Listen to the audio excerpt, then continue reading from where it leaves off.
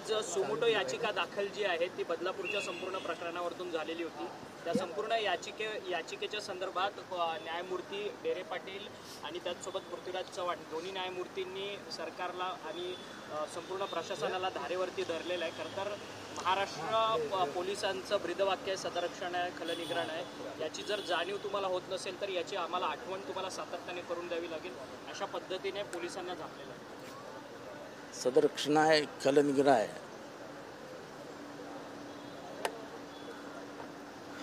ह्याच्यावरती question mark उभा करणारं वाक्य जेव्हा कोर्ट उद्गारतं पोलिसांनी समजून घ्यावं।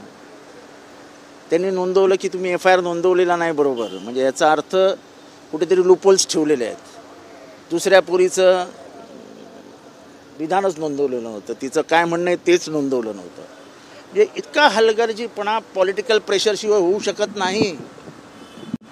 पॉलिटिकल प्रेशरशिवाय इतका हलगर्जीपणाने होऊ शकत नाही। दुसरी गोष्ट, मानसोपचार तज्ज्ञांचं म्हणणं आहे की एका पोरीचं स्टेटमेंट घेतलं आणि तिला नंतर त्या जागी घेऊन गेले, कुठे झालं ते सांग। 3.5-4 वर्षाची पोरगी, तिला काय आठवणार, तिची मानसिक परिस्थिती काय असेल। तिला ह्या ट्रॉमामधनं बाहेर येण्यासाठी सायकेट्रिस्टची ट्रीटमेंट लागणार आहे। म्हणजे सरकार आणि प्रशासन इतकं हलगर्जीपणा करतं, इतकं असंवेदनशील आहे की त्यांना काय वाटतच नाही। माझं तर म्हणणं SIT नेमली ती बरोबर आहे, पण स्टेट जज, हायकोर्ट जज मॉनिटर्ड SIT असावी। कारण का ते दोघं बंधू हे प्रचंड पोचलेले बंधू आहेत। चांगली शाळा आहे, याबद्दल काय वाद नाही, पण जे काय झालं ते दाबण्याचा प्रयत्न झाला। एवढा वेळ लागतो कशाला। मोहिनी जाधवची याचिका, पत्रकार, तिला एखादा म्हणजे समाजसेवक, तिथला नगराध्यक्ष विचारतो, तू तर अशी बातम्या देतोस जणू काय तुझ्यावरच रेप झालंय। अरे काय भाषा झाली का। सर्वसामान्यांसाठी लढायचं कोणी, शेवटी पत्रकारांची काहीतरी जबाबदारी आहे। पत्रकार तिथे दिवसभर फिरून बातम्या देत असतो, समाजाला उद्बुद्ध करत असतो, समाजाला जागृत करत असतो। ही संवेदनशीलताच कुठं राहिली नाही। एका दिवसात 4-4 बलात्कार होतात। असंवेदनशील सरकार, कुठल्याही मानवी भावना नाही आहेत आणि विकृतीला पाठीशी घालणारं सरकार, असं या सरकारचा एकंदर चेहरा मांडला। कसली माझी लाडकी बहीण, माझी लाडकी सुरक्षित बहीण अशी योजना सुरू करा। बायका पोरी बाहेर येऊन ओपनली सांगतात सुरक्षित योजना काढा, आम्हाला सुरक्षा पाहिजे। सर्वात महत्त्वाचं, काल तुम्ही पूर्ण शाळेभरांच्या प्रिन्सिपलना विचारला काय अवस्था होती। सगळे पेरेंट्स आपापल्या मुलींना घ्यायला आले होते वेगवेगळ्या शाळांमध्ये, आणि प्रिन्सिपलला फोन जात आहेत आता की आमची मुलगी जोपर्यंत आमच्या हातात येत नाही तोपर्यंत तिला शाळेच्या बाहेर सोडू नका। आता ह्याच्यातला दुसरा परिणाम काढा की नोकरी करणाऱ्या आईची काय परिस्थिती होत असेल। अरे कमीत कमी आई म्हणून तरी या महाराष्ट्राकडे बघा, ही आपली आई आहे हो। एखाद्या आईच्या भावना काय असू शकतात। 3 वर्षाच्या पोरीवरती तुम्ही नोंदवायचा, तिला 13 तास बसवून ठेवलं। ती पोटाशी होती, प्रेग्नंट आहे ती 3 महिन्याची, बसवून ठेवलं तुम्ही तिला। आणि काय कारवाई केली तर म्हणे आम्ही काढून टाकलं त्या शितोळेबाईला। अहो शितोळेबाई जर बोलायला लागली तर खूप काही उघड करेल ती। हे जे प्रकरण आहे ते महाराष्ट्राला लाजेने खाली घालावी लागणारी गोष्ट घडलेली आहे। आणि मला वाटतं की हे म्हणजे उद्याचा परवाचा जो बंद आहे तो मला वाटतं जनताच करून टाकेल। सर हा जनतेचा बंद असेल। सर कोर्टाने आज सुमोटो याचिकेवरती म्हणताना देखील सांगितलं की खरं तर वीरेंद्र सराफ जे महाधिवक्ता आहेत त्यांना प्रश्न उपस्थित केला की SIT स्थापन झाली आहे, ते SITने दुसऱ्या मुलीचं स्टेटमेंट रेकॉर्ड केलं आहे का म्हणून, परंतु अद्याप देखील दुसऱ्या मुलीचं स्टेटमेंट जे आहे ते SITकडनं रेकॉर्ड। त्या मुलीला पोलीस स्टेशनला बोलवण्यापेक्षा तिच्या घरी जाऊन स्टेटमेंट घेतलं तर तुम्हाला काही त्रास होणार आहे का। म्हणजे तुम्ही पोरीला पोलीस स्टेशनला बोलवता, तिला त्या जागेवर घेऊन जाता, अरे तिची मानसिक अवस्था तर बघा काय असेल। कशाचीच काही पडलेली नाही आहे, कोणाचीच काही पडलेली नाही। तिथे विद्यार्थी बसलेत पुण्यात, त्याचीही काही पडलेली नाही.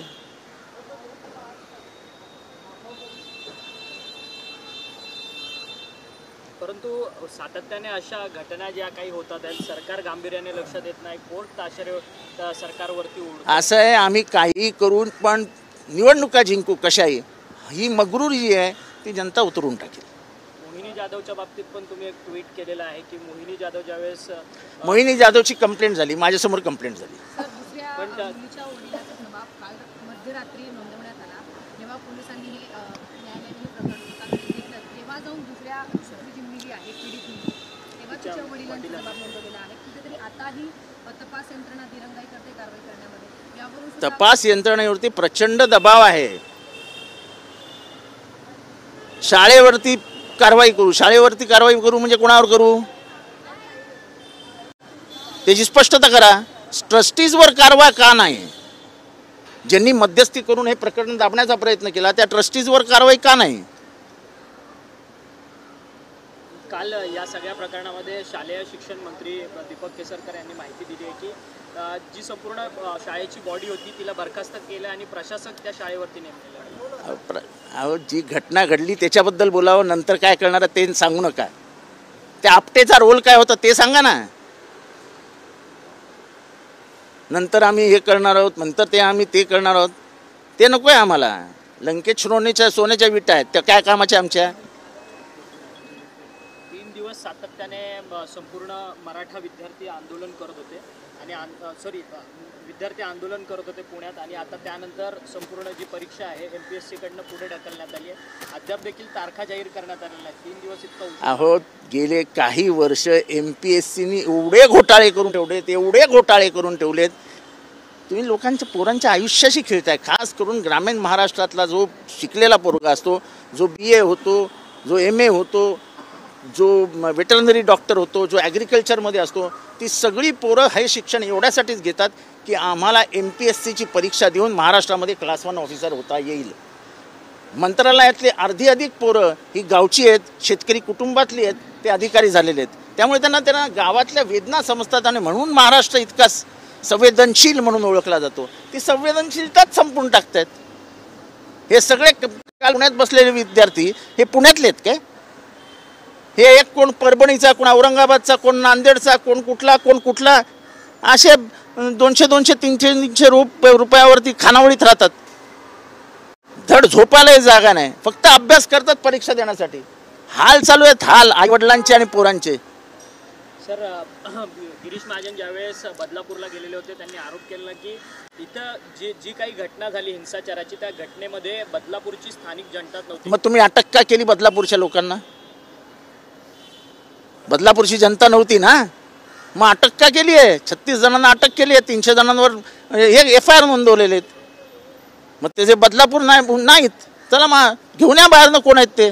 नुसतं बोलून समाजाला संभ्रमित करून ठेवायचं की नाही ते बाहेरनं आले होते, त्यांनी दगडं पण आणली होती, त्यांच्या गाडीमध्ये गोण्या भरून दगडं होती. हे बोलायला फार सोपं आहे. पकडले तर बदलापूरचीच लोक. आपण त्या संदर्भातले आता अधिकृत पुरावे समोर आलेले आहेत. जे काही 22 जणांना अटक केली आहे त्या सर्वांचे पत्ते वगैरे राहणार आहेत ते कुळगाव आणि बदलापूरच्याच आसपास.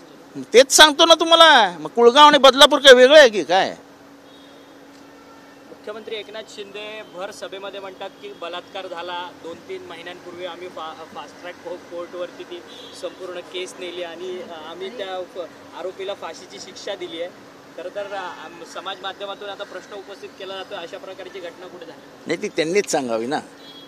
असं आहे की ते बोललेत, त्यांनीच आता महाराष्ट्राला सांगावं फाशी कधी झाली, कुठे झाली आणि कुठल्या खटल्यात झाली. आपण कशाला त्याच्यावर आक्षेप घेऊ? मुख्यमंत्री बोललेत.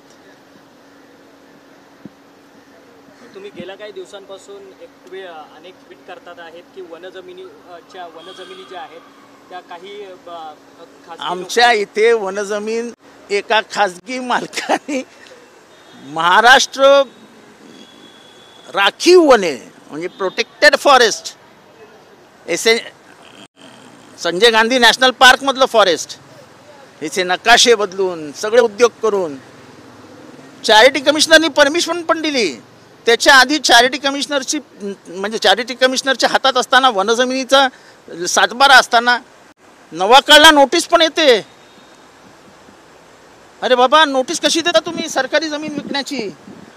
एक व्हॅल्यूवर जातो, त्या करोडो रुपये किमतीच्या जमिनीचे 31 कोटी व्हॅल्युएशन करतो. ह्याच्या मागे आहे कोणी शोधा.